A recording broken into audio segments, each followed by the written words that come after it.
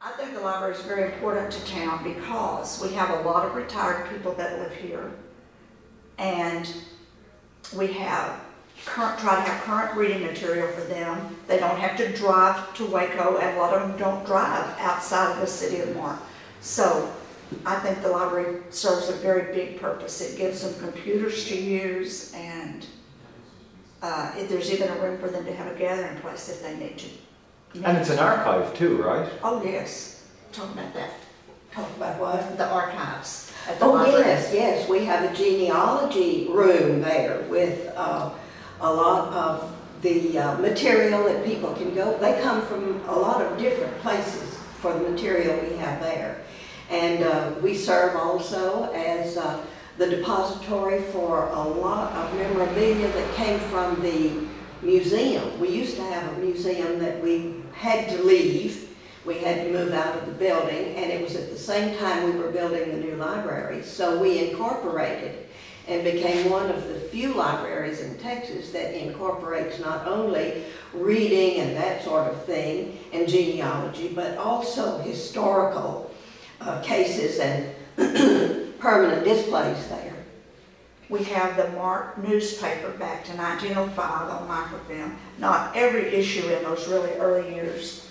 We also have a microfilm of a lot of the Mart school district is in Limestone County. So we have, and the patrons that we serve live in Limestone County because we're right at the edge of McLennan and Limestone County and Falls County. And we have the Groesbeck Journal back to the 1860s, I want to say, on microfilm as well. And we do have a lot of people come in for genealogy questions or call on the phone or send emails asking for information, and it's good to be able to find it. It's kind of a thrill to be able to help them find a link to their past to Mart, Texas. Right. And we've just automated the whole system. How many books do we have listed? We have over 16,000 books. And we have a web page. In fact, back there when we were just, before we went public, and we were a library for a number of years before that, and there was this movement for us to become a public library. We would get some services and be able to offer services that we couldn't as we did. So when we made our application in Austin to become a public library, the gentleman looked at it and he said, "You people didn't have a library, you had a reading club." So that just, really we were insulted, but we went back and went to work, and we have a first-class library. Yes, and we do. thanks to our director and an active library board, we have provided Mart with one of the most up-to-date and most complete libraries for any little town in the state. I'd put us up against any of them. Oh, up against, yes, some of the city libraries. Yeah. It is amazing to people when they walk in the front door that have not been there before, who come to do genealogy research. They go, "Wow, this is so nice." Well, originally, the library building, which was half the size of what it is now. It was a small little clinic, and one of the citizens, actually he was a county commissioner for McLennan County, he had a daughter in Baylor, and she was killed right out here on the highway coming home from Baylor. And so in her memory, he, when the clinic closed and the doctor moved on, he bought the building and set up a small library club, I guess. It was a private membership library. Yeah, and so we went along like that for a while, and then we did get a real benefactor, a woman and her brother who had lived in Mart all of these years and had never married, did not have children, had through the stock market and through investments and so on, the sale of their family land, they came into quite a fortune, and they did give it to the city of Mart. Well, the lady, Mildred Dulaney, was a librarian, and she was interested in the little library that we had. And so in her will, she gave us $200,000 to improve and to build. And she set up then, now we had hoped that it would grow to be a $5 million investment. We have been giving out of that, and of course with poor times it has not quite reached that. But there is still plenty of money. There is a board that accepts grants. And by the way, it gave this particular project, The Mart Community Project. The Mart Community Project last year.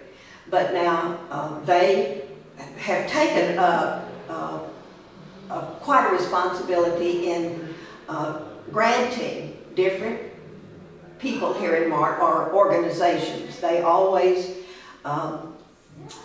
support the fire department and the EMS and the community center and the library and any other worthwhile things that we do decide what to give and how much.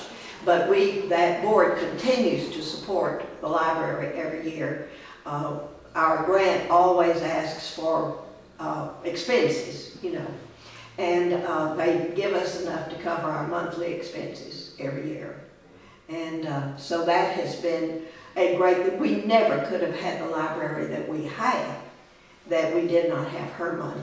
And she was very interested in genealogy and had her own microfilm reader and those early papers on microfilm at her home.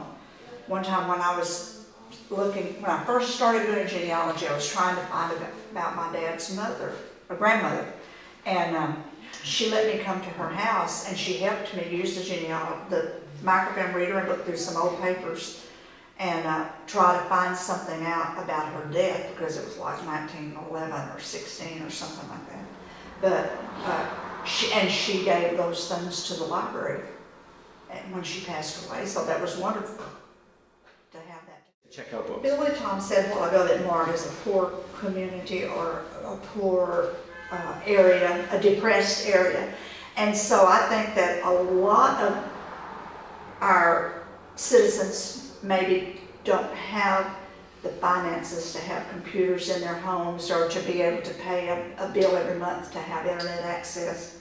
So they come to the library to use the computers to job applications, or for, I don't know exactly what all they do on them, because they're sitting over there just busy. Sometimes they ask questions and I help them, but I think that's part of the reason, because we're in such an economically depressed area, and they can use the computer at the library and not have to have that expense at their homes. And people come in to have copies made and to send faxes. We do that for them.